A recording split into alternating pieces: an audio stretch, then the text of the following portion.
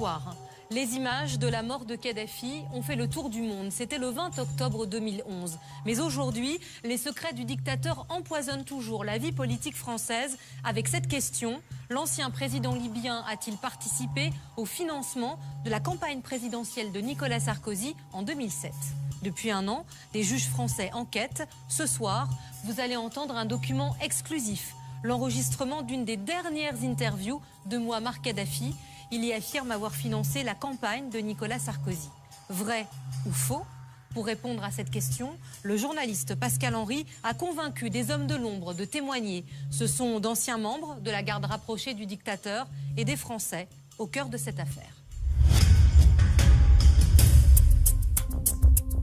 Je m'appelle Pascal Henry, je suis journaliste. Depuis 20 ans, j'enquête sur les affaires troubles de la République. Des affaires où les personnes mises en cause ne se bousculent pas devant micros et caméras. Du scandale du Crédit Lyonnais à l'affaire Elf, qui implique la gauche dans les années 90, aux ventes d'armes avec commissions occultes, qui éclaboussent la droite dans les années 2000, les dossiers s'empilent dans les bureaux des juges, des policiers, des journalistes. En 20 ans, j'ai bien compris que mon travail d'enquête ne débouchait pas toujours sur des preuves irréfutables. Alors, en mars 2011, le 16 exactement, ces images m'interpellent. À l'écran, Saïf al-Islam, le fils aîné de Kadhafi. La France va bientôt bombarder son pays et le voilà qui accuse le président de la République de l'époque, Nicolas Sarkozy. Tout d'abord, il faut que Sarkozy rende l'argent qu'il a accepté de la Libye pour financer sa campagne électorale. C'est nous qui avons financé sa campagne et nous en avons la preuve. Coup de bluff d'un adversaire acculé ou début d'une nouvelle affaire. 3 mois après les déclarations du fils de Kadhafi, je me rends à Tripoli, la capitale libyenne, en pleine guerre. Je pars à la recherche de preuves sur un soupçon de financement au profit de Nicolas Sarkozy. J'ai pu entrer dans le quartier général. Les partisans du guide résistent encore au bombardement. J'y rencontre mes premiers contacts. On me promet des confidences pour plus tard. Aujourd'hui, Kadhafi est mort, son clan est en prison ou en exil, le pays plongé dans le chaos. Et mon enquête piétine. Kadhafi a-t-il financé le candidat Sarkozy pour son élection à l'Élysée en 2007 ? Quels étaient les rapports entre les deux hommes, entre les deux pays ? Qui était vraiment ce dictateur qui a soufflé le chaud et le froid sur la planète entière ? À peine arrivé au pouvoir par la force en 1969, le colonel Kadhafi entretient de bons rapports avec la France. Il est reçu à l'Élysée. Il achète des armes et des avions de combat. L'idylle ne va pas durer. Très vite, l'homme qui tient son pays d'une main de fer commence à soutenir le terrorisme international au Moyen-Orient, en Afrique, jusqu'en Irlande. Dans les années 80, il commandite des attentats. Berlin en 86, contre des soldats américains. 2 ans plus tard, c'est un Boeing de la Paname qui explose au-dessus de l'Écosse à Lockerbie. Bilan 270 morts. En septembre 1989, un attentat détruit en plein vol, au-dessus du désert du Ténéré, un DC-10 de la compagnie française UTA, causant la mort de 170 personnes. En représailles, l'ONU impose pendant 10 ans des sanctions sévères qui mettent le pays à genoux, en le privant de sa principale richesse, le pétrole.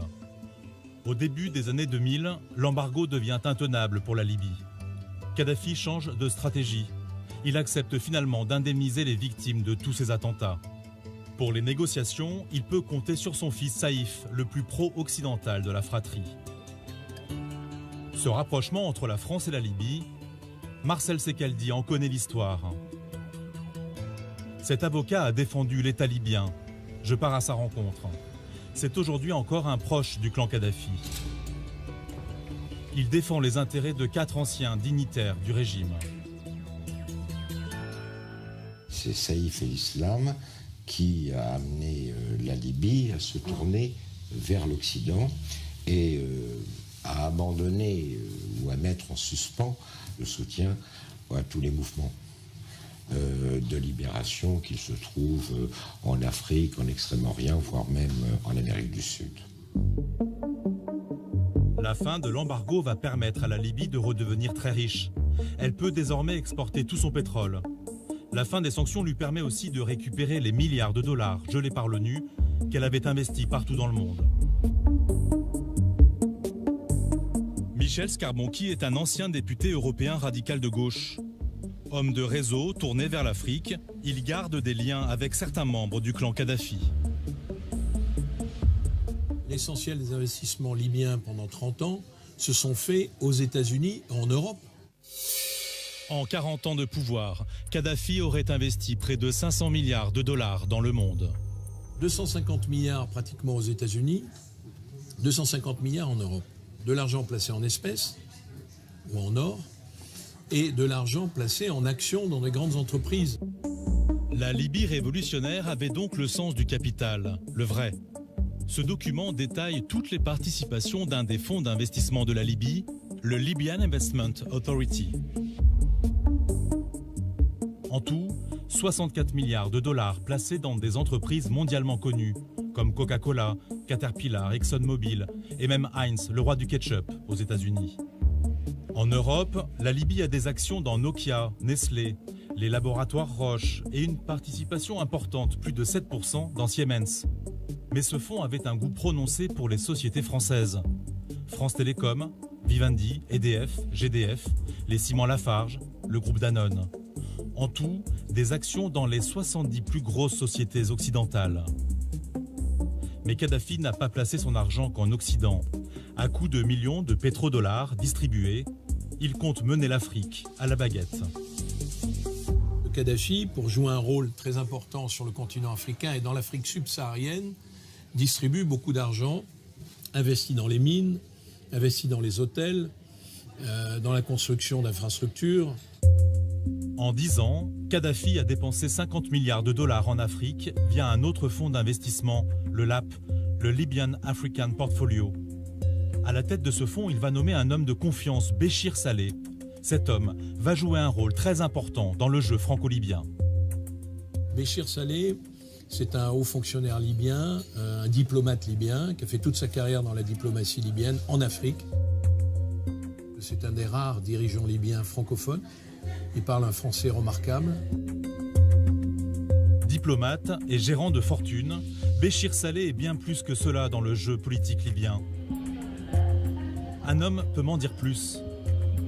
Pour le rencontrer, direction l'Allemagne, où il vit. Il s'appelle Jean-Pierrot Mahi. Ce Camerounais a longtemps été au service de Béchir Saleh. Moi, je l'appelle le porteur d'ordre de Kadhafi. C'était celui qui avait pu avoir la confiance de Kadhafi et celui en qui Kadhafi avait confiance pour donner un certain nombre d'ordres afin que ces ordres soient réellement exécutés. Voilà. Puissant donc. Puissant parce qu'il était la voix de son maître, oui. Béchir Saleh établit un lien privilégié entre la France et la Libye. Tout cela sur ordre de Kadhafi. Il décide de donner le feu vert à M. Salah pour contacter les différents États de manière officieuse pour leur dire « Nous avons maintenant, le guide a maintenant envie de revoir la coopération entre les pays. » Dans les années 2000, c'est lui, diplomate, qui recrée les liens avec la France. Il a créé, dès la mandature Chirac jusqu'à la mandature Sarkozy, un certain nombre de relations, de très très bonnes relations, qui étaient de relations cordialité, de relations de travail. Il joue un rôle important avec les services français, il joue un rôle important avec les autorités politiques françaises. Et ce rôle ne s'est jamais démenti jusqu'en 2011. Voilà, il est l'homme de la France. Grâce à des hommes comme lui, les relations politiques et économiques entre la France et la Libye vont se lier à nouveau. En 2004, Jacques Chirac, président de la République, débarque à Tripoli. C'est la réconciliation. Dans la délégation, beaucoup d'hommes d'affaires français l'accompagnent. Les discussions ont porté sur des aspects économiques, notamment l'ouverture du secteur privé et le pétrole, dont la Libye possède 3% du total mondial. Derrière le guide, Béchir Saleh, l'homme du rapprochement entre la France et la Libye.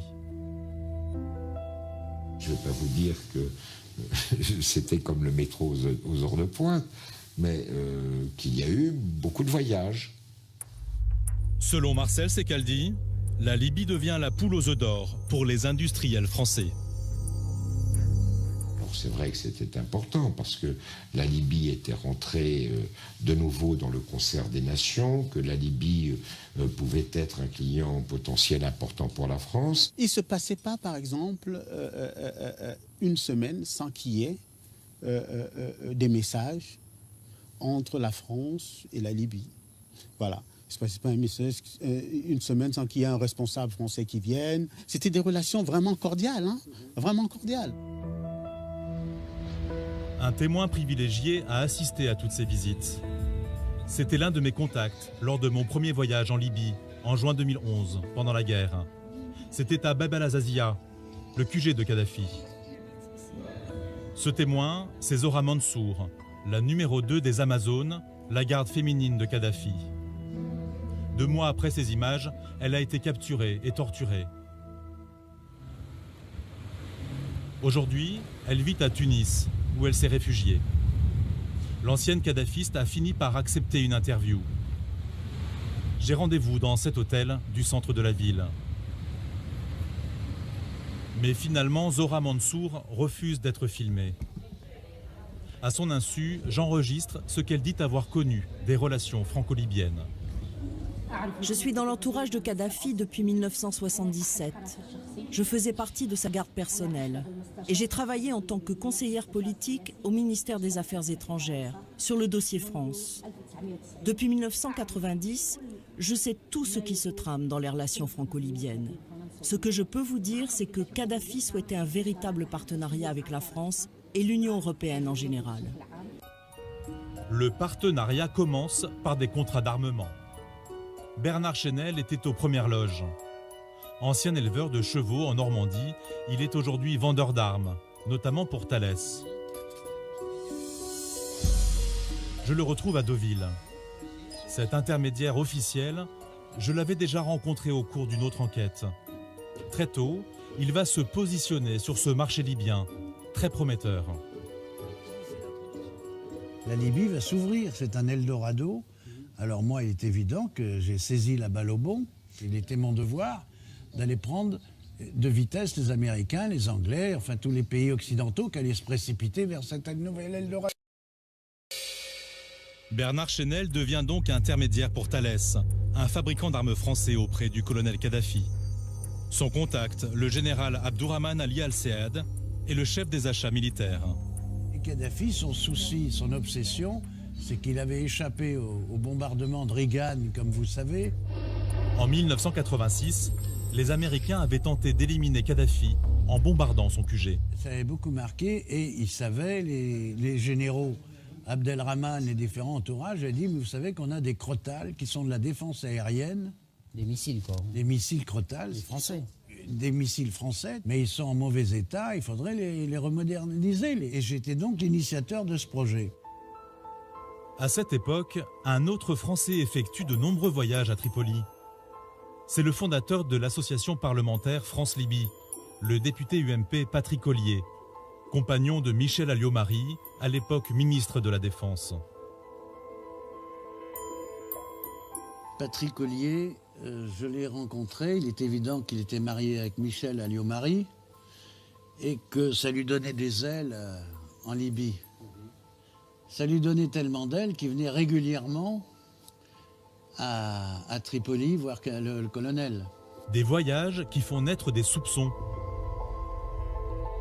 Dans une autre affaire, la justice saisit des carnets, ceux du général Rondeau, ancien chef des services de renseignement français. Le 19 avril 2005, le général Rondeau évoque l'affaire Paul, les initiales de Patrick Ollier. 2 mois plus tard, il écrit que Denis Rank, le patron de Thales, s'inquiète de supposées commissions libyennes au profit de Patrick Ollier. Et il ajoute « Ne pas chercher à en savoir plus », mais recueil passif d'informations pour prévenir MAM, Michel Alliot-Marie.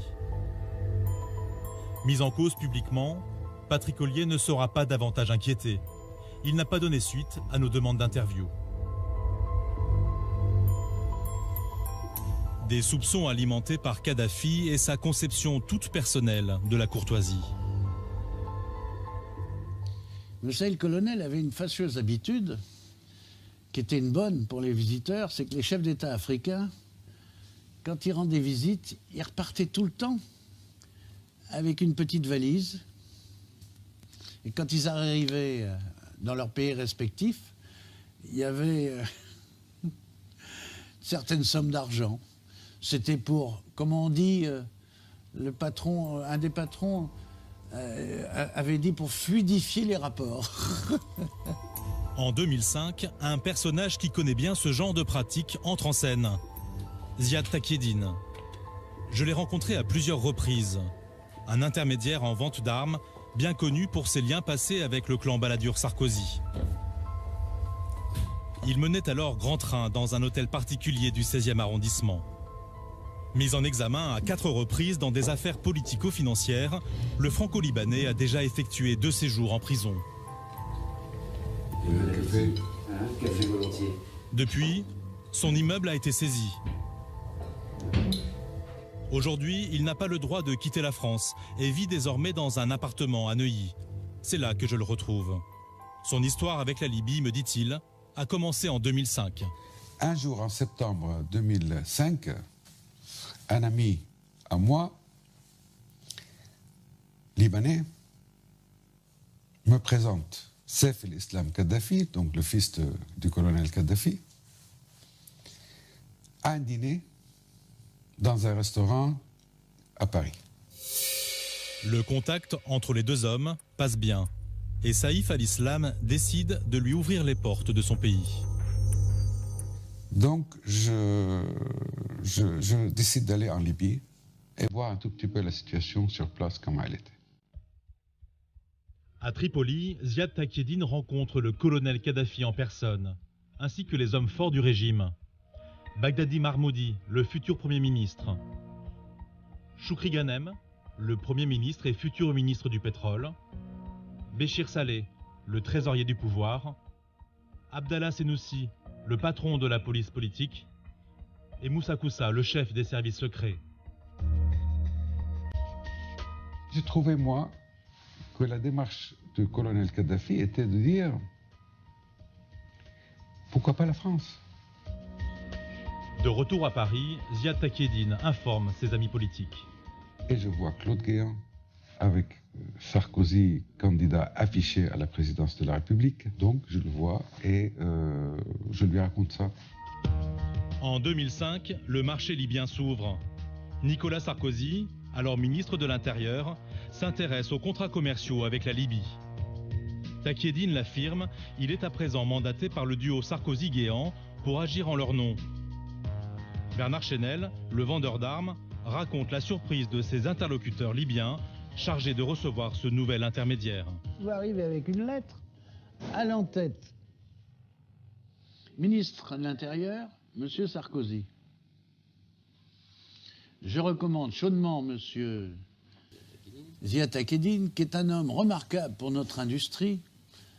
Thales, ça m'a fait plaisir, Dassault, EADS, enfin toute l'industrie, le complexe militaro-industriel, je le recommande chaudement de travailler avec lui et il est très agréé par nous, par le gouvernement français, signé Sarkozy. Et alors Abdelrahman m'a dit, moi c'était curieux, j'ai vu ce type arriver, il était au courant d'aucun contrat, ni de l'évolution, ni rien, ni dans un sens, ni dans un autre. Bernard Chenel n'a jamais eu sous les yeux cette lettre de recommandation, mais il comprend qu'il est évincé. Quant à l'intervention du nouvel intermédiaire, il a son explication, le financement politique occulte. C'est de la rétrocommission. Qu'est-ce que vient faire M. Ziad Takieddine dans ses affaires? Ziad Takieddine affirme lui avoir eu une seule mission, faire de Nicolas Sarkozy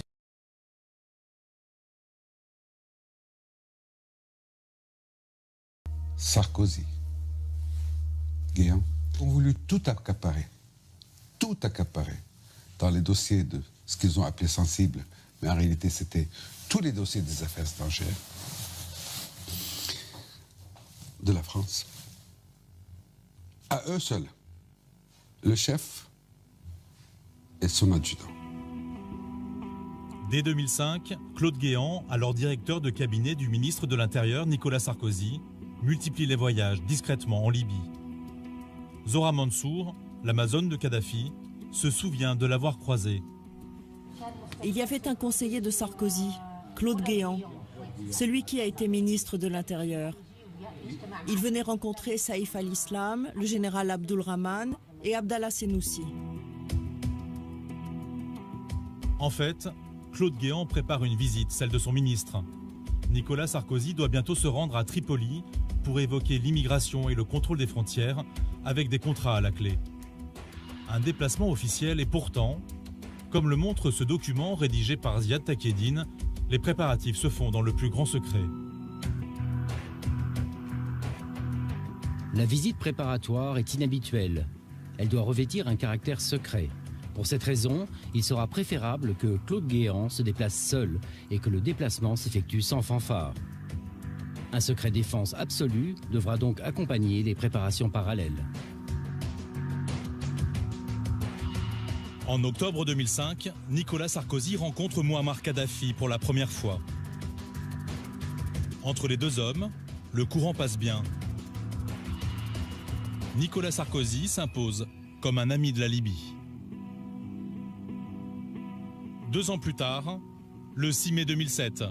Un écart conséquent, voici le résultat, c'est Nicolas Sarkozy qui est élu président de la République. D'après un proche de Kadhafi, à peine installé à l'Élysée, le nouveau président reçoit un coup de fil de Tripoli. Au téléphone, Mouammar Kadhafi. Ce contact m'en a remis la transcription. Voici ce que les deux hommes se seraient dit. Je réitère mes félicitations pour la confiance dont le peuple français a fait preuve en vous élisant, Président. Monsieur le Président, je suis enchanté de parler avec vous. Vous méritez pleinement le titre de guide suprême. Après les politesses, le business. Je souhaiterais donner un nouveau cadre à nos relations bipartites. En ce qui concerne l'énergie nucléaire, je suis prêt à envoyer une délégation de reconnaissance afin d'étudier cette question. Dans le domaine de la défense, il serait bon que nous puissions œuvrer concrètement avec la Libye. Puis le président Sarkozy se montre plus précis. Quelle est la personnalité que je peux rencontrer afin de discuter des questions délicates? Peut-être Béchir. Béchir Saleh, l'homme qui a rapproché la France et la Libye, voit son rôle d'intermédiaire officieux confirmé. Nicolas Sarkozy lance enfin une invitation. Je vais rencontrer prochainement M. Béchir Saleh et nous entendre sur votre visite en France.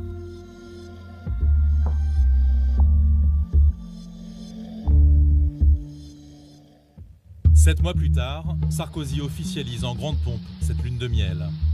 Nous sommes en décembre 2007. Kadhafi plante sa tente à 2 pas de l'Élysée. La République lui déroule le tapis rouge. Un homme se souvient de cette visite, il s'appelle Mofta Missouri. Ce docteur en histoire a fait ses études à la Sorbonne. Pendant 15 ans, il a été l'interprète exclusif de Kadhafi.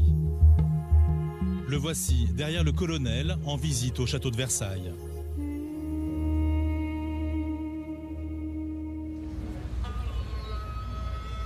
C'est à Tripoli que j'ai fini par retrouver sa trace. 2 ans après la mort de Kadhafi, la capitale libyenne garde les stigmates de la guerre. Voilà ce qu'il reste du QG de l'ancien dictateur.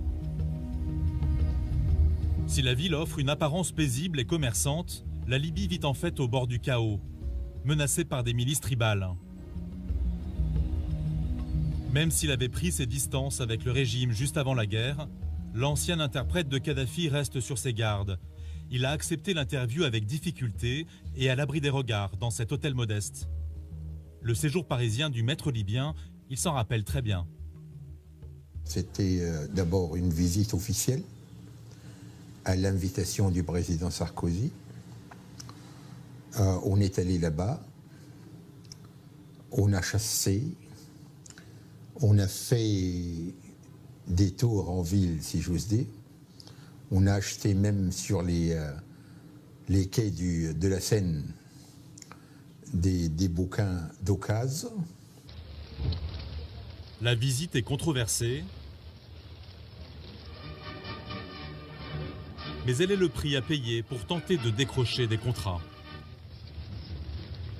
Sarkozy disait toujours au guide de la Révolution qu'il était l'ami de tous les jours, qu'il n'était pas l'ami d'un jour.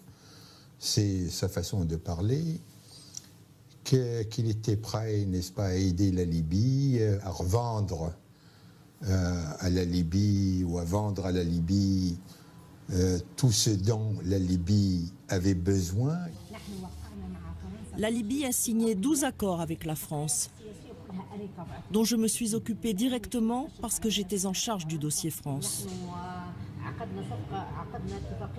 Nous avons fait un accord pour acheter des Airbus, un réacteur nucléaire civil à Areva et des avions Rafale.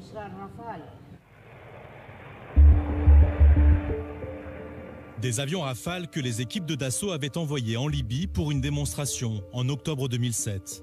Le contrat semble alors à portée de main. Mais selon Bernard Chenel, l'homme d'affaires évincé par Takieddine, cette vente n'avait aucune chance d'aboutir. Les militaires libyens avaient signé des accords secrets avec les Russes. Et les politiques français, affirment-ils, le savaient. Je savais très bien, au cœur étant dans l'affaire, que ça ne se ferait pas, que c'était les avions russes qui allaient acheter.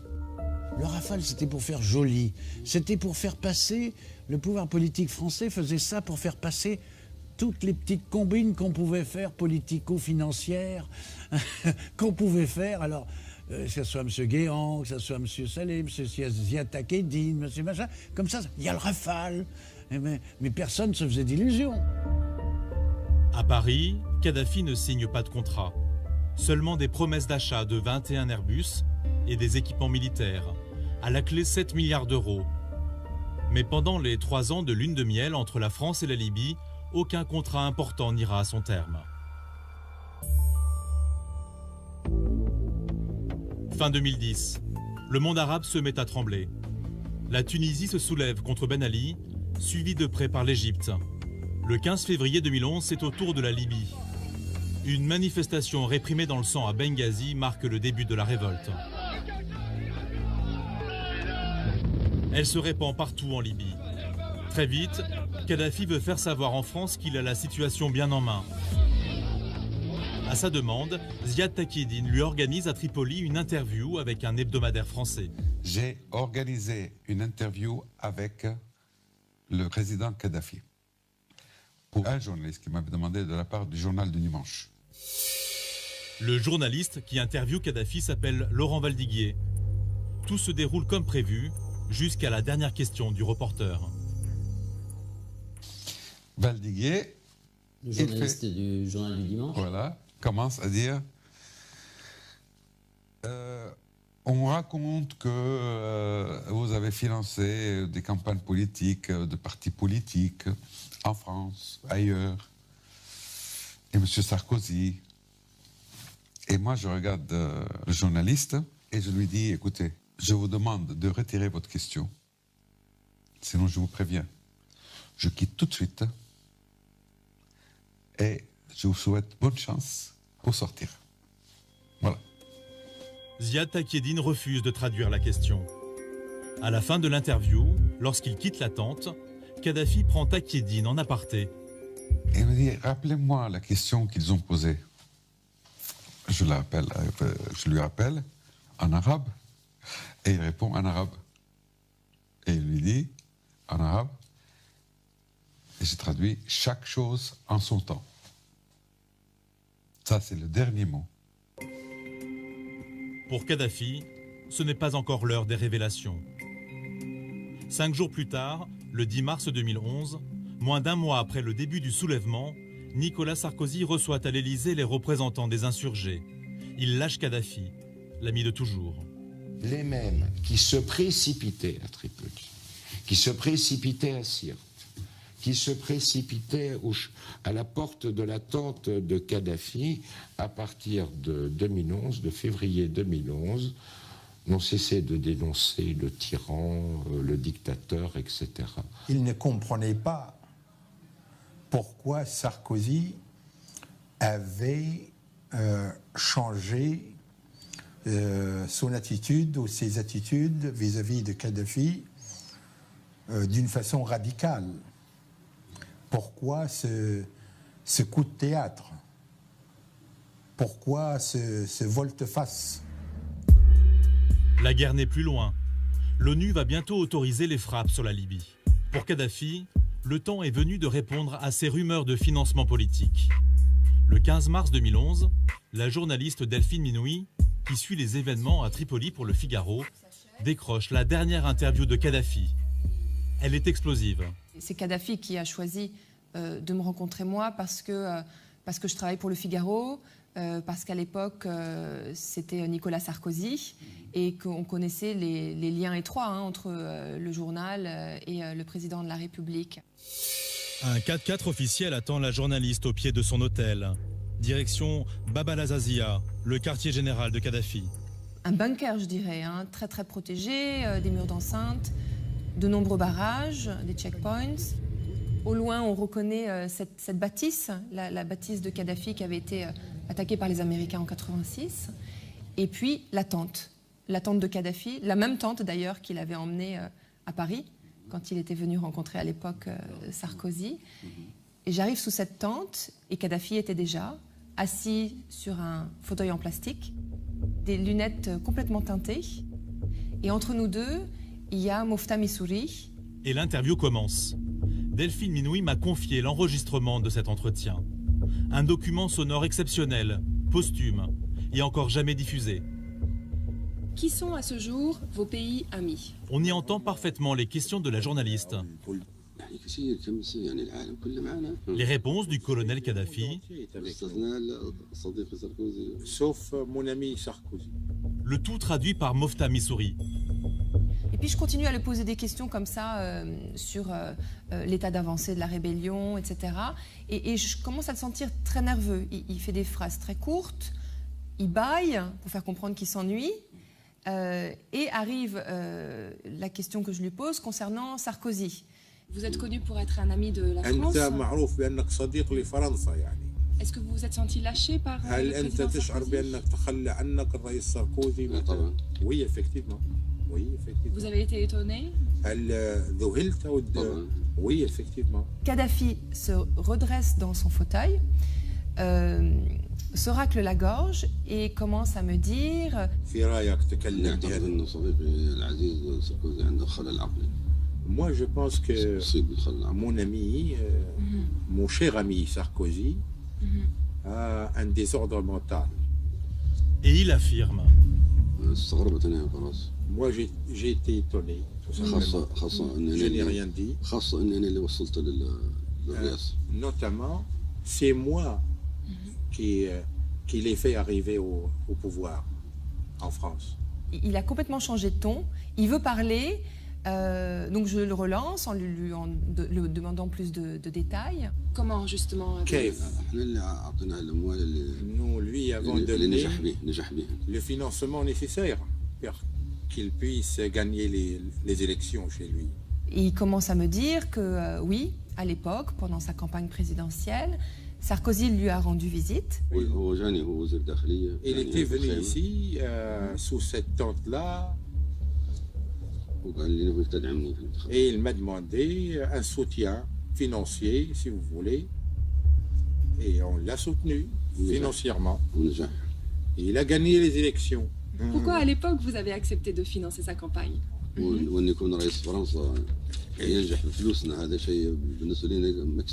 Pour nous, en tant que Libyens, si le président de la République française gagne les élections grâce à nos fonds, c'est vraiment un gain pour nous. Et la dame lui a demandé à hauteur de combien?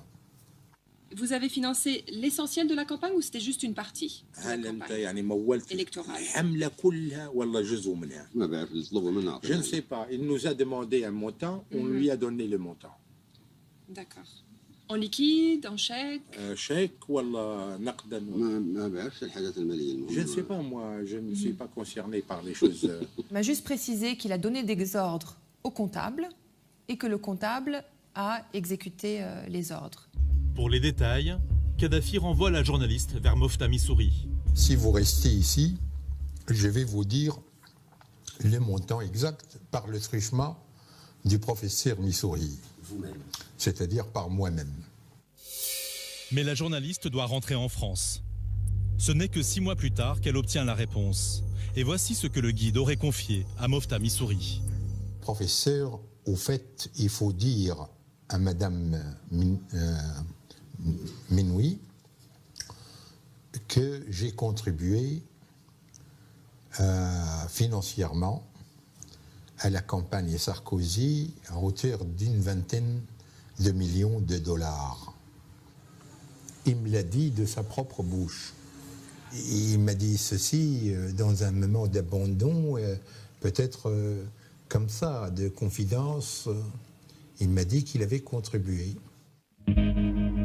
C'est la première et dernière fois que le chef d'État libyen affirme en personne avoir financé le candidat Sarkozy. À l'époque, en mars 2011, le Figaro a mentionné ces accusations dans cet article. L'Élysée n'avait pas souhaité répondre à ce qu'il qualifiait de campagne de désinformation. Le lendemain de l'interview du Figaro, c'est le fils Kadhafi qui attaque à son tour Nicolas Sarkozy lors d'une interview accordée à Euronews à Tripoli. Que pense le régime du président Sarkozy? Tout d'abord, il faut que Sarkozy rende l'argent qu'il a accepté de la Libye pour financer sa campagne électorale. C'est nous qui avons financé sa campagne. Et nous en avons la preuve. Nous sommes prêts à tout révéler. La première chose que l'on demande à ce clown, c'est de rendre l'argent au peuple libyen. Nous avons tous les détails. Les comptes bancaires, les documents et les opérations de transfert. Nous révélerons tout prochainement. S'agit-il d'une manœuvre pour déstabiliser Sarkozy? Aucune preuve n'accompagne ces déclarations. Pourtant, Ziad Takieddine est convaincu que l'Élysée s'inquiète des accusations du clan Kadhafi. Il repense à ce qui lui est arrivé 12 jours plus tôt, lors de l'interview organisée pour le journaliste Laurent Valdiguier du Journal du Dimanche. Après la rencontre, Kadhafi met à leur disposition un avion pour le retour. L'avion doit faire une escale à Londres pour y déposer Ziad Takieddine. Coup de théâtre. Ils sont contraints d'atterrir à l'aéroport du Bourget à Paris. 3 voitures de police l'encerclent. Les douaniers fouillent l'avion et trouvent une mallette appartenant à Takieddine. Elle contient 1,5 million d'euros. Mais pour l'intermédiaire, ils cherchaient autre chose. Les documents. Quels documents? Ils pensaient que pendant que j'étais là-bas pour chercher les documents. Et vous aviez cette idée en tête? Jamais de la vie. Jamais de la vie. Devant le juge Van Rimbeck, le 9 mai 2012, Ziad Takieddine affirme que Claude Guéant lui a tendu un piège. Je suis convaincu qu'il y a eu financement et que M. Guéant, qui savait que j'étais en Libye, a demandé mon interpellation. Il devait être persuadé que je détenais des preuves de ce financement que j'aurais obtenues lors de ma visite en Libye, ce qui explique d'ailleurs la fouille au corps que j'ai dû subir. Il s'est dit, il va aller pour chercher les documents. Donc, allons-y, tuons-le. Ziad Takieddine, alors en froid avec le tandem Guéant-Sarkozy, représente une menace. C'est lui qui a introduit Claude Guéant en Libye. Lui aussi qui est témoin de la rencontre entre Sarkozy et Kadhafi à Tripoli en octobre 2005. Un tête-à-tête au cours duquel les deux hommes auraient parlé de financement politique pour la première fois. Sarkozy part et moi je reste. Je fus convoqué par M. Sanoussi. Et lui me dit, écoutez, est-ce que vous pouvez me raconter un tout petit peu comment ça se passe chez vous, les élections présidentielles? Je dis, pourquoi? Qu'est-ce qui se passe? Et il me dit, parce que Sarkozy a demandé au leader 25 millions de dollars dont il a besoin pour sa campagne présidentielle. Et là, je vois le leader lui-même, la nuit. Et il me confirme. Takieddine affirmant connaître le montant en dollars. Il a demandé 25, il a eu 20. Des témoignages détaillés qui accusent. Nous lui avons donné le financement nécessaire. Mais toujours aucune preuve. Pas de traces de versement d'argent, pas de numéro de compte en banque. Tout cela ne serait-il qu'une grande opération de désinformation? Nicolas Sarkozy a-t-il vraiment touché 20 millions de dollars de la Libye pour financer sa campagne de 2007 ? Une partie de la réponse se trouve peut-être à Tunis. C'est ici que certains membres du clan Kadhafi ont trouvé refuge pendant et après la guerre. J'ai rendez-vous avec l'avocat du dernier Premier ministre de Kadhafi, Bagdadi Marmoudi. Fuyant la guerre, le Libyen est arrêté en Tunisie et incarcéré. Lors d'une audition devant un juge en octobre 2011, Bagdadi Marmoudi aurait affirmé être impliqué dans le financement de la campagne de Nicolas Sarkozy. Son avocat tunisien, Mohamed Bakar, était présent lors de cette audition. Quelles étaient les questions qui ont amené à faire un certain nombre de déclarations concernant les financements politiques français? J'ai là l'original des minutes du greffier de la 10e chambre. Alors là, je vous lis, République tunisienne, ministère de la Justice. Et à la page 7, il est protocolé, question de l'avocat, n'est-ce pas?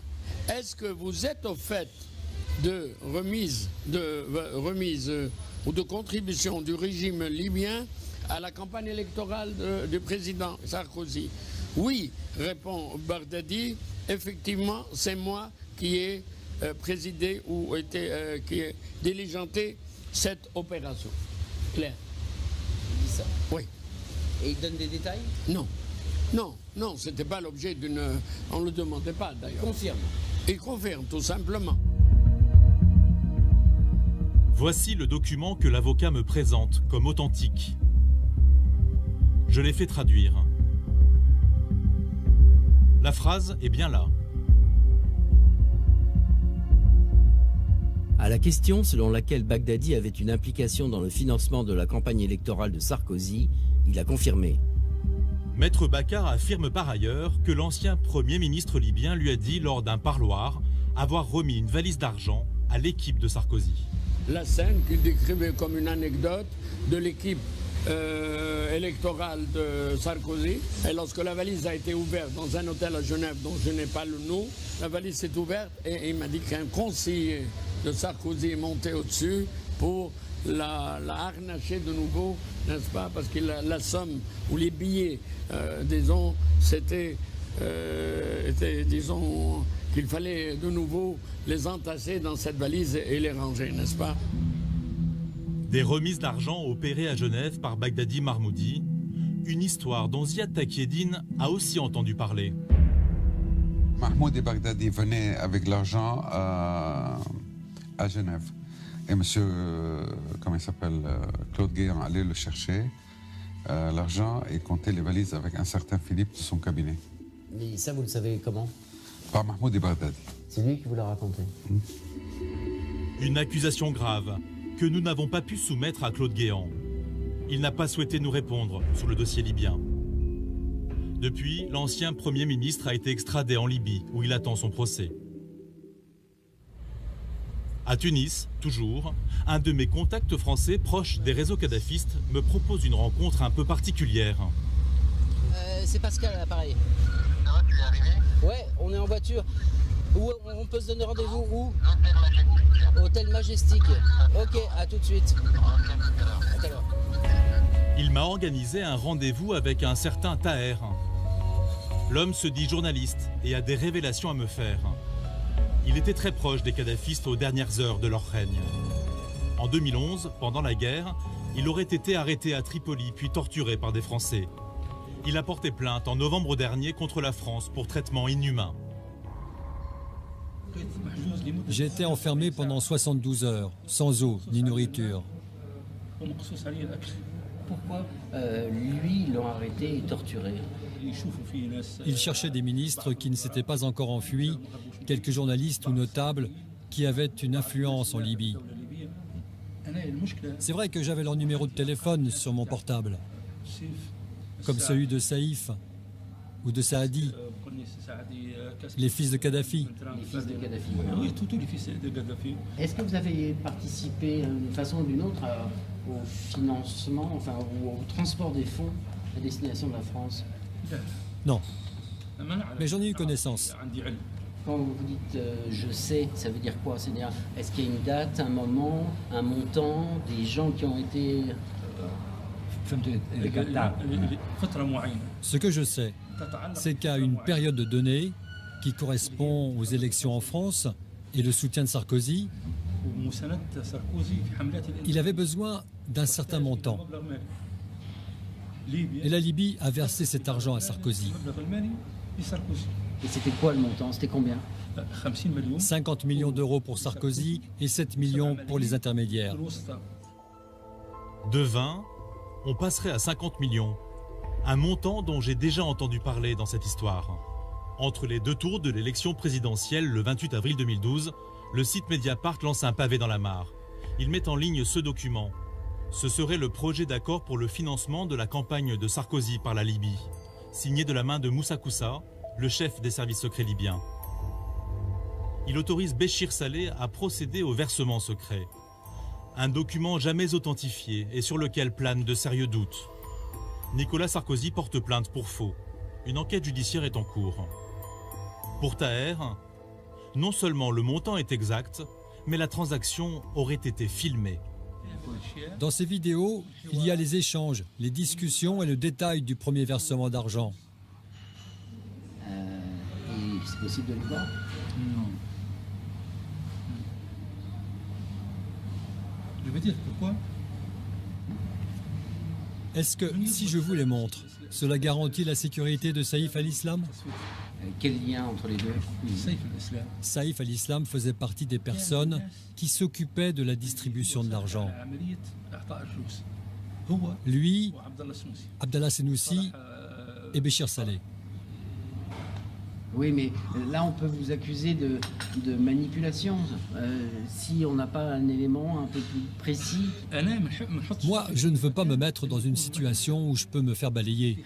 Il y a un groupe de personnes au niveau de l'État français qui sont mouillées dans cette affaire. Et moi, j'ai peur pour moi. Et Claude Guéant, vous l'avez rencontré? Ça se fait. Une transaction filmée, la ficelle paraît énorme. Et pourtant, un témoin nous assure que Kadhafi enregistrait discrètement toutes ces rencontres. L'interprète du guide témoigne. Mofta Missouri était aux premières loges. Les chefs d'État qui venaient en Libye, parfois, préféraient parler en tête-à-tête avec le guide, mais ils oublient que toute conversation avec un chef d'État ou un chef de gouvernement ou n'importe quel autre dignitaire était enregistrée. Il y avait une sorte de bloc-notes. Ce bloc-notes qui ressemble à un livre. Et à l'intérieur de ce calepin, il y a un appareil qui enregistre. Et puis on transfère l'enregistrement sur un disque laser. Et que moi, après leur départ, je reçois l'enregistrement pour traduire ce qu'ils avaient dit. Donc j'étais au courant, même si je n'étais pas là physiquement. Et ça, c'était systématique? Systématique, oui. Et ces enregistrements ont disparu? C'est peut-être après le bombardement du quartier, du QG, ou bien on a transféré ça à quelqu'un, je ne sais pas. Des enregistrements audio circuleraient encore. À Paris, un homme dit en avoir reçu une copie. C'est Michel Scarbonqui, l'ancien député français proche de Béchir Saleh. Quand je m'étais intéressé au dossier libyen, j'avais créé des liens d'amitié avec Mohamed al-Bishari. Mohamed al-Bishari est un homme de 37 ans qui était un opposant à Kadhafi. En avril 2012, l'opposant libyen rencontre Michel Scarbonqui dans un restaurant parisien. Michel, il y a un groupe libyen qui, près de Tripoli, a découvert donc des cartons d'enregistrement de cassettes de Kadhafi. Je lui dis, bon, écoute, tellement de films sur la Libye que, bon, il faut qu'il y ait quand même un échantillon, quelque chose. Il apporte cet échantillon et moi j'organise, je me contente de ce rôle-là, parce que c'est pas dans mes fonctions. Il j'organise un rendez-vous avec la DCRI et DGSE de façon à authentifier l'élément. Quelques jours après, les gens que j'ai mis en face d'Al-Bichari l'appellent, les gens des services français, pour dire « ça nous intéresse ». Ça nous intéresse. Mais le contact avec Al-Bichari est brutalement rompu. 3 semaines après, Al-Bichari, qui est à Tunis, meurt d'une crise diabétique. Il avait le diabète, il avait le diabète et on peut mourir d'une crise diabétique. Il est mort dans la villa qu'il occupait à Tunis, la veille de prendre l'avion pour revenir à Paris. Et ces documents, ils sont où alors maintenant? On peut imaginer que le commando, après, les a vendus à d'autres. À d'autres, bien sûr. Vous savez, j'imagine que des services étaient prêts à payer très cher ce type de documents. Donc, ça a peut-être été récupéré par d'autres. Surtout quand ça implique des personnalités occidentales diverses et variées. Mais lorsqu'il s'agit de savoir quelle est la personnalité qui se cacherait derrière cet enregistrement, Michel Scarbanqui reste prudent. Était-ce une voix d'homme ou une voix de femme française? Oui, vous pensez que ça pouvait être un homme politique français? Peut-être. Mais je n'ai pas cherché à creuser, je ne pose aucune question. Et les affaires, vous savez, il faut savoir s'arrêter à temps. Qui détient ces enregistrements aujourd'hui? Cette piste s'arrête là pour l'instant. Pour savoir s'il y a eu financement à destination de la France, je remonte une autre piste, les traces bancaires. Sous Kadhafi, chaque mouvement d'argent suivait une procédure bien précise. Le chef comptable envoie ses collaborateurs à la Banque centrale pour prendre de l'argent liquide. Et puis, il met ça dans un coffre-fort. Et puis, dès que des instructions arrivent, soit de la part du guide ou bien de Béchir, etc., donc il prépare la somme dans une enveloppe avec une sorte de bordereau pour la signature. Et le destinataire signe, ou bien son représentant, ou bien le directeur de cabinet lui-même, à savoir Béchir Saleh. Quand il demande de l'argent à la banque doit recevoir un ordre. Pourquoi? Il faut une référence. Donc la banque a le pourquoi et comment. Quand l'argent est retiré en liquide ou autre, ou transfert, il est mentionné les raisons de ce transfert ou ce montant liquide et à qui ils ont donné. C'est là où M. Béchir Saleh avait des documents. Béchir Saleh, l'homme est au cœur des relations franco-libyennes. Il connaît tous les secrets financiers entre Tripoli et Paris. Est-ce pour cette raison qu'il a été le seul homme du clan Kadhafi protégé par la France? Son parcours depuis la guerre pourrait l'attester. Fin août 2011, à la chute de Tripoli, il fuit la Libye et rejoint Djerba en Tunisie. Mais sa sécurité est menacée. Selon Ziad Takieddine, il est exfiltré avec l'aide discrète des autorités françaises. Il a été extirpé du Tunis, où il était, par un avion de Dassault, accompagné de l'ambassadeur de France, M. Boris Boyon. Donc il monte dans l'avion, il le ramène en France, et voilà. L'opération a lieu en novembre 2011. Pendant plusieurs mois, l'ex-directeur de cabinet de Kadhafi va vivre en toute tranquillité dans la capitale.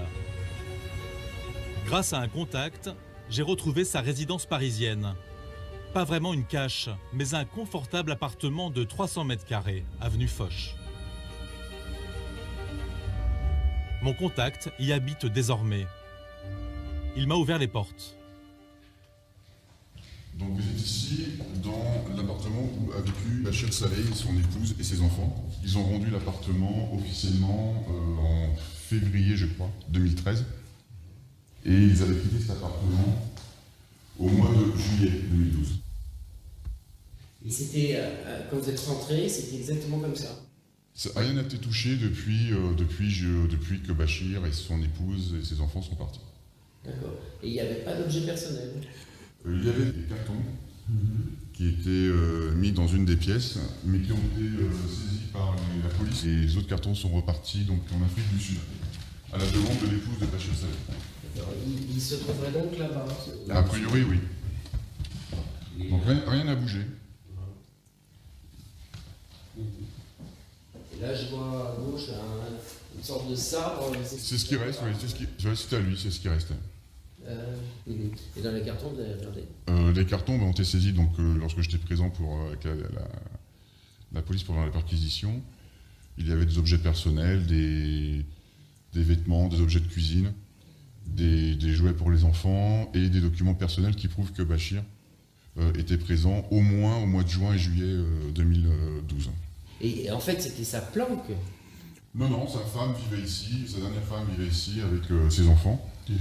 Sa planque, je pense pas, parce que, a priori, il se baladait un peu comme il voulait, quoi. Et il payait combien?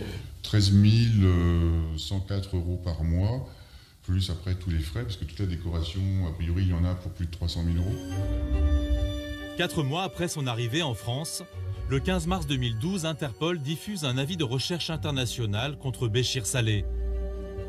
À la demande de la Libye, l'homme doit être arrêté partout dans le monde pour trahison et détournement de fonds.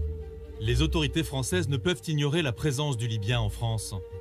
Pourtant, personne ne donne l'ordre de l'arrêter. C'est une photo qui va troubler sa retraite. Le fugitif est aperçu à Paris déambulant tranquillement près du boulevard Saint-Germain. Il y a une photo alors qu'on sait que ce monsieur était quand même recherché par les autorités libyennes. Et il était en fait en France. Mais vous pouvez être recherché par qui vous voulez. À partir du moment où les autorités françaises vous laissent tranquille, où est le problème? Donc elle l'a protégé, quoi. Oui, on peut considérer ça comme ça. Mais s'il a rendu des services à nos services et à nos autorités, pourquoi voulez-vous qu'on ne le protège pas? Quand même, c'est la moindre des choses. Mais parce que c'était le facteur de Guéant et Diata Kedine auprès de Kadhafi. Un facteur, c'est important, qui porte les plis au guide. Et il savait des choses, pour ça. Le lendemain de la publication de la photo, le trésorier de Kadhafi parvient à quitter discrètement la France. Il est vrai qu'il a sa vie en danger. Sa vie est en danger. Béchir Saleh est aujourd'hui protégé par l'Afrique du Sud, dont Kadhafi a largement financé les responsables politiques. Depuis le 19 avril 2013, la justice française enquête sur les accusations de financement occulte de la campagne de 2007. Le 9 janvier dernier, à Paris, l'ancienne chef des Amazones, Zora Mansour, a été interrogée pendant 8 heures par le juge en charge de cette enquête. À l'issue de mes investigations, j'ai réuni de nombreux témoignages. Mais comme souvent dans ces affaires, les éléments matériels sont absents. Malgré mes demandes d'interview, les hommes mis en cause restent silencieux. 3 des accusateurs, Saïf al-Islam, le fils de Kadhafi, l'ancien Premier ministre, Bagdadi Marmoudi, et Abdallah Senoussi, l'ancien chef du renseignement, attendent la fin de leur procès dans des prisons libyennes.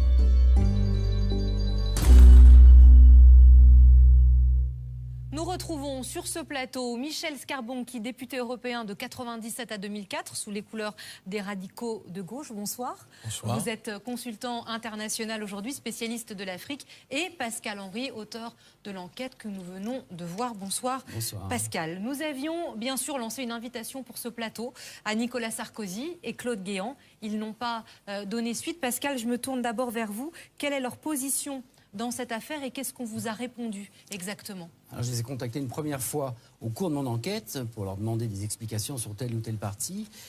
Et puis, pas de réponse, ou en tout cas, ce qu'on m'a dit, c'est qu'on ne souhaitait pas alimenter la polémique. Et j'ai fait une deuxième salve, je dirais, d'invitation pour ce plateau, pour venir sur l'émission s'expliquer. Et j'ai eu la même réponse, c'est-à-dire qu'on n'a pas avancé d'un iota, c'est-à-dire que c'est les gens qui ne s'expriment pas, donc on ne peut pas avoir le contre-champ, je dirais, de cette enquête. C'est très difficile d'obtenir quoi que ce soit de cette partie-là. Alors, l'exclusivité de Pièces à conviction, ce soir, c'est évidemment cet extrait de l'interview réalisée par notre consoeur du Figaro, Delphine Minouy. On y entend vous avez entendu Mouammar Kadhafi affirmant qu'il a répondu à la demande de Nicolas Sarkozy de financer sa campagne. Pascal, dans cette interview, Kadhafi ne parle pas spontanément, il faut le souligner, de Nicolas Sarkozy. Alors il faut dire deux choses. La première, c'est que le contexte est quand même extrêmement tendu. On est 2 jours avant le vote de la résolution qui va autoriser les bombardements sur la Libye. Donc il y a une vraie tension. Et curieusement, paradoxalement, on peut dire, Kadhafi était un peu... il a l'air serein, assez tranquille. Et la façon dont il aborde l'affaire, je dirais, l'affaire du financement, et finalement, on n'a pas l'impression que c'est un missile qu'il veut lancer. On a l'impression qu'il le prend comme une infidélité qu'on lui aurait faite, que Sarkozy aurait faite à la Libye ou à Kadhafi. Et on n'a pas le sentiment que c'est de la revanche. Or, je pense bien qu'il y a quand même cette idée-là derrière sa tête, même si je n'étais pas, mais on sent qu'il y a quand même une idée de régler des comptes. Oui, il y a un règlement de compte, mais qui n'est pas prémédité totalement, puisqu'il s'exprime de façon tout à fait fluide, on n'est pas dans l'animosité, quoi. Michel Scarbonchi, vous avez évidemment entendu cet extrait. On va y revenir, vous avez rencontré Mouammar Kadhafi. Vous avez reconnu sa voix sur cet enregistrement? Oui, elle est bien audible. C'est sa voix, oui, tout à fait. Puis celle du traducteur à côté, mais en arabe, c'est sa voix, oui. Alors, vous avez rencontré Kadhafi, vous avez été impliqué pour trouver une solution de paix avant que ce conflit, cette guerre n'éclate. Vous l'avez rencontré en tête-à-tête en juillet 2011, 3 mois avant sa mort. Est-ce que vous pouvez nous dire comment il était à ce moment-là? Oui, j'avais, en fait, avec des amis africains, on pensait cette guerre quelque part un petit peu injuste. La protection des populations de Benghazi n'impliquait pas que l'on s'attaque totalement à la Libye et que l'on change de régime, même si M. Kadhafi pouvait être un personnage discutable et condamnable. Et donc on avait décidé de faire une mission pour regarder de près la situation, alors que je n'avais jamais travaillé en Libye et j'avais aucune relation avec ce pays. Quand je l'ai rencontré, ça durait 7 minutes, parce qu'il y avait des problèmes de sécurité que vous pouvez imaginer aisément, hein, et c'était entre Tripoli et Sirte, dans un lieu, une maison bunkérisée, etc. Et l'homme était... J'ai eu droit à une diatribe pendant 3 minutes, une diatribe terrible sur la France et le président français, surtout sur le président français. Et ensuite, on a parlé 4 minutes du plan de paix. Il était à ce moment-là fatigué, il parlait difficilement, il était plein de rancœur et il était en difficulté. La guerre commençait à s'enliser, mais en même temps, il commençait à perdre de plus en plus de position. Vous nous dites, il vous a parlé du président français. Qu'est-ce qu'il vous a dit? Est-ce qu'il revient? Qu'est-ce qu'il vous dit précisément? Non, mais il me dit, il m'a trahi. Il m'a trahi, je lui avais fait confiance, je ne comprends pas son attitude, etc. Il parle que de ça, hein. Il parle comme la trahison d'une amitié ou d'une relation particulière, mais c'est tout. Est-ce qu'il vous semble crédible? On l'a souvent décrit comme un dictateur fou, sanguinaire. Là, il est acculé par cette offensive. On reste pas 42 ans au pouvoir si on est fou. Et il vous semblait crédible? Oui, tout à fait. L'homme est épuisé, il avait probablement peu dormi, et il dormait très peu, etc. Il était peut-être même sous l'effet de cachets, etc., ou de médicaments pour tenir le coup. Hein, je l'ai trouvé très épuisé, mais il s'exprimait correctement, lentement, mais correctement. Alors, vous avez rencontré aussi M. Béchir Saleh, oui. On le voit dans le reportage, oui, le missile-hominicide de Kadhafi. Est-ce qu'avec lui, est-ce que lui a déjà évoqué cette question du financement occulte de la campagne de 2007 de Nicolas Sarkozy? Béchir Saleh, au moment où je le rencontre à Tripoli, et je l'ai rencontré ensuite à nouveau fin juillet, avec d'autres anciens parlementaires européens qui m'avaient accompagné. Et ensuite, je l'ai rencontré à Paris, bien sûr, lorsqu'il est arrivé en France. On a, à ce moment-là, à Tripoli, on n'aborde pas ces problèmes-là. On est là pour parler du plan de paix et d'une sortie à la crise. Et on y contribue comme des délégations de parlementaires chinois, américains ou russes qui sont présents au même moment à Tripoli au mois de juin, juillet, août. On n'aborde pas les problèmes de financement. Pourtant, il est beaucoup cité, hein, M. Béchir Saleh, comme étant celui qui envoie les messages, celui qui donnerait l'argent. Béchir Saleh est l'homme de la France. Béchir Saleh, depuis 1995, est l'homme des relations particulières entre la Libye et la France et des relations politiques. C'est l'homme des relations avec nos services. les services secrets. C'est l'homme des relations pour les intérêts français. Parce que c'est un francophone et c'est un des rares Libyens qui est un francophone et qui est tourné naturellement vers la France. Les autres sont tournés vers la Russie, vers la Chine ou vers l'Italie ou la Grande-Bretagne, mais pas naturellement vers la France. Donc il faut l'avoir à l'esprit. Pascal Henry, on imagine qu'à l'Élysée, on suit cette affaire de très près? Ah oui, d'autant que pour Nicolas Sarkozy, c'est peut-être l'unique casserole judiciaire qui peut rester dans les différents dossiers qui ont été évoqués ces dernières années, l'affaire Bettencourt, etc. Le dossier libyen, c'est la vraie casserole. Et donc, de l'autre côté, c'est peut-être une aubaine pour l'Élysée dans la perspective des élections présidentielles de 2017. On peut se dire qu'il y a des intérêts en jeu assez forts. Michel Scarbonchi, vous êtes politiquement proche de François Hollande. On parle aussi d'une équipe rapprochée qui suit ce dossier, qui est très au fait de tout ça. Est-ce que vous nous le confirmez? Non, à ce moment-là, à l'époque? Non, aujourd'hui, autour de François Hollande. Aujourd'hui, je pense que le président de la République a suffisamment de champs d'action et de difficultés à gérer le pays pour pas avoir comme préoccupation essentielle. Il laisse faire la justice, il y a des juges qui enquêtent, il faut laisser travailler les juges. Oui. Maintenant, que le ministre de l'Intérieur ou que d'autres surveillent ce dossier plus particulièrement, probablement. Je vais vous donner un exemple. La fille d'Abdallah Senoussi, donc le patron de la police secrète et le beau-frère de Kadhafi, sa fille est venue plaider à l'Élysée la cause de son père qui est emprisonné à Tripoli. Il faut se rappeler quand même qu'il est considéré comme le responsable des attentats du vol UTA, mais il a des secrets, évidemment, sur les financements politiques. Takedine le dit dans l'interview, dans le film, comme quoi c'est lui qui vient lui demander comment on fait pour financer une campagne électorale en France. On l'a entendu dans votre reportage. On va en venir aux preuves, Pascal, parce qu'il y a beaucoup de témoignages, un faisceau, évidemment, de présomptions que vous dessinez. Qu'est-ce qui peut exister comme preuve matérielle du financement secret qui est évoqué dans votre reportage, de ces financements libyens? Il y a la Banque centrale libyenne, on en parle, il y a ces enregistrements. La Banque centrale, il y a des documents. Peut-être que Mofta Missouri, l'interprète, a gardé quelques éléments. Il ne me l'a pas dit, mais c'est possible.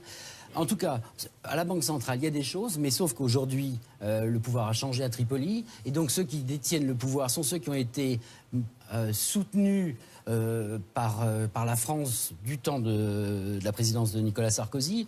Et quand j'étais à Tripoli, ils m'ont tous dit, nous, on serait très embêtés si on nous demande ce genre de choses, parce que Nicolas Sarkozy nous a aidés à lutter contre cette répression, ou en tout cas contre Kadhafi. Alors, il y a cet échange entre vous deux pendant le reportage, où Pascal évoque le fait que vous avez eu, Michel Scarbonchi, en main un de ces enregistrements. Oui, tout à fait, grâce à Mohamed Al-Bishari, qui était le fils de l'ancien ministre des Affaires étrangères de Kadhafi, qui avait été tué dans un accident de la circulation, mais qui en fait était une liquidation en 97, parce que le personnage prenait trop d'importance. Mohamed Al-Bishari avait des amis qui étaient un opposant à Kadhafi, un jeune chef d'entreprise. Ça, vous l'expliquez dans le reportage, mais pour aller plus loin, parce que ce monsieur Bishari, il est mort juste avant de venir à Paris. Est-ce que vous pensez que c'est une mort naturelle? Il y a beaucoup de disparitions à ce moment-là. Il y a l'ancien ministre libyen, il y a l'ancien ministre du pétrole qui est noyé, qui meurt en Autriche, je crois, à Vienne, dans la capitale de l'OPEP. Dont il avait été un des principaux personnages d'ailleurs. C'est troublant pour vous, tout cela? Oui, c'est troublant parce que dans ce type d'histoire, il n'y a pas de hasard. Mais Al-Bishari était vraiment diabétique, et donc un diabétique, si vous êtes seul, vous pouvez mourir, etc.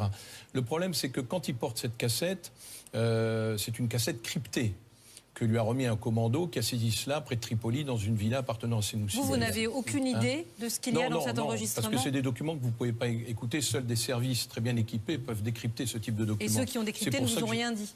Non, on m'a rien mis parce que je me suis contenté de la remettre parce que ce sont des choses très sensibles.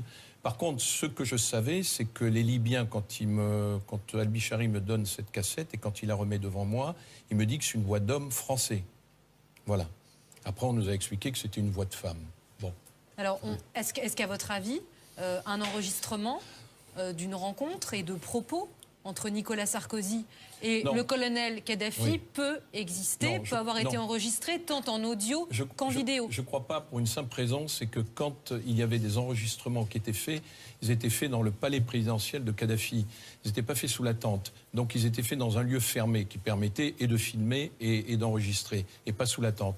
Or, que je sache, M. Sarkozy n'a jamais été dans un lieu fermé avec M. Kadhafi, à Tripoli en tout cas, en Libye. Donc je pense par contre qu'il y a des personnalités françaises qui ont sûrement été enregistrées, comme des Britanniques, des Américains, comme tout le monde. Il a enregistré de 1991 à 2011. Donc il y a des milliers d'heures d'enregistrement. Il y avait 70 cartons avec des milliers de cassettes, des petites cassettes comme ça.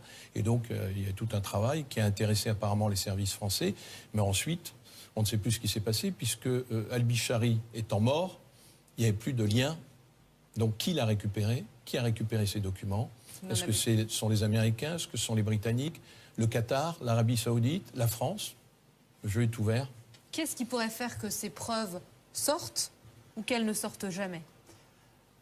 Alors j'ai envie de répondre une chose sur un des témoins assez particuliers que j'ai interviewé à Tunis, qui s'appelle Taher. Qui est un kadhafiste, un militant convaincu, j'allais dire.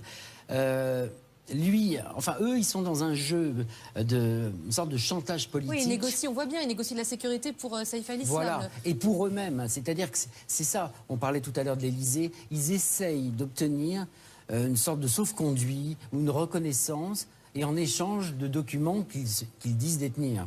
Alors donc il y a un jeu, une sorte de chantage, on peut dire, hein, ou en tout cas de deal pour à la fois dire « Ok, vous nous reconnaissez » et on vous donne des éléments qui pourraient être contre Nicolas Sarkozy. Michel Scarbon, vous pensez que ça peut sortir un jour? Toute pièce secrète a vocation, un jour ou l'autre, à sortir, à faire apparition. On va revenir, Pascal, à la difficulté, vous parliez de Taher qu'on voit dans le reportage, la difficulté que vous avez eue pour qu'on comprenne bien la force de ces témoignages à recueillir justement toutes ces interviews. C'est des gens qu'il a fallu convaincre, qui au dernier moment parfois ont dit non, finalement on dit rien. Absolument, c'est-à-dire que moi j'avais une... disons que j'avais une visibilité, on va dire, puisque j'étais allé à Tripoli pendant la guerre. En 2011, j'avais rencontré un certain nombre de personnes, des proches de Saïf al-Islam, etc. Et donc, ils savaient qui j'étais, mais ça a été extrêmement difficile. Plusieurs fois, ils m'ont annulé les rendez-vous. Je suis allé 3 fois à Tunis pour finalement obtenir l'interview de Taher. Pour Missouri, à Tripoli, donc l'interprète, le traducteur de Kadhafi, ça a été aussi très dur parce que il a accepté de me rencontrer, j'avais une bonne introduction auprès de lui, mais il refusait la caméra. Ça a été des heures et des reports et des reports et des reports. Il me disait oui, on se voit, Inch'Allah. On a vu que Zora Mansour, l'ancienne numéro 2 des Amazones de Kadhafi, qui est interviewée dans le documentaire, elle a été entendue très récemment par la justice. Est-ce que d'autres témoins, d'autres personnes, Pascal, que vous avez rencontrées, vont être entendues également? Oui, j'ai appris là récemment, c'était hier je crois, que Mofta Missouri, justement, va être entendu par la justice française, mais il n'est pas actuellement en France, mais le juge en charge de cette enquête sur le financement éventuel de la campagne de 2007 a envoyé un policier de la police judiciaire donc, pour entendre le témoignage de Mofta Missouri, qui donc va rentrer dans la procédure en cours actuellement. Quoi. Alors, au cœur de votre enquête, Pascal, évidemment, on l'entend, on le voit, on le sent presque, ce sont ces pétrodollars, ces dollars qui affluent, qui auraient afflué. On parle au total, quand on résume tout ce qui aurait été dispersé, donné dans le monde, 500 milliards de Kadhafi. Oui. Qu'est-ce qu'ils sont devenus? Votre reportage, là, aujourd'hui, sur les financements de Kadhafi est remarquable, mais vous pourrez faire, Madame Loison, bientôt une autre émission sur les milliards de la Libye. Parce qu'au moment où il y a la guerre, en 2011, la Libye a près de 500 milliards de dollars investis dans le monde. Les experts considèrent qu'il y a à peu près 200-250 milliards aux États-Unis et autant en Europe et dans le reste du monde, Australie, Canada, etc. Ils sont placés soit dans des entreprises, dans des participations d'entreprises, grandes entreprises, vous l'avez très bien montré dans le reportage, soit carrément en espèces ou en lingots d'or dans les banques. Qu'est devenu cet argent? On sait qu'officiellement l'OTAN et les Occidentaux ont restitué entre 11 et 34 milliards de dollars au CNT. Donc les 500 milliards dont on parle, et je ne parle pas des 50 milliards investis à travers le LAP sur le continent africain, mais où est cet argent? Donc les banques et les États qui ont fait la guerre, la France, les États-Unis, la Grande-Bretagne, savent très bien où est cet argent. Donc qu'est devenu cet argent? Pourquoi est-il encore gelé? S'il a été dégelé, où est-il? Voilà. Un exemple à Paris, il y a pas mal d'immeubles qui appartiennent à la Libye et ça représente un capital d'1 milliard d'euros. Dans la FNAC? Dans la FNAC. Merci infiniment à tous les deux. Merci Michel Scarbonchi d'être venu nous éclairer. Merci Pascal pour cette enquête édifiante. Merci à vous pour votre attention. On se retrouve évidemment le mois prochain sur France 3 pour une nouvelle enquête de pièces à conviction. Très bonne fin de soirée.